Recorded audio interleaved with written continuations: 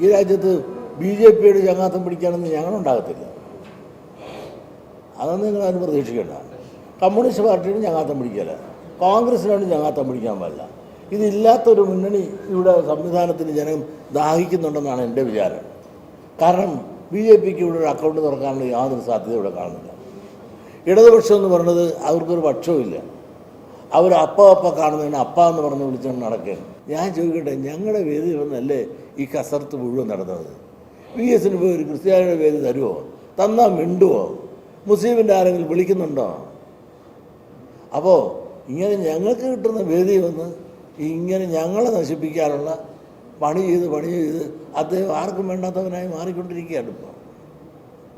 അതോ പിണറായിയുടെ മുമ്പിൽ നല്ല പിള്ളയാകാൻ വേണ്ടിയിട്ട് പിണറായിയൊക്കെ കടത്തി വെട്ടി മുമ്പോട്ട് പോയി കാരണമുള്ളൊരു വലിയ വ്യഗ്രതയാണോ എന്ന് ചോദിച്ചാൽ അതായിരിക്കുമെന്ന് സംശയിച്ചാൽ എന്താ തെറ്റ്?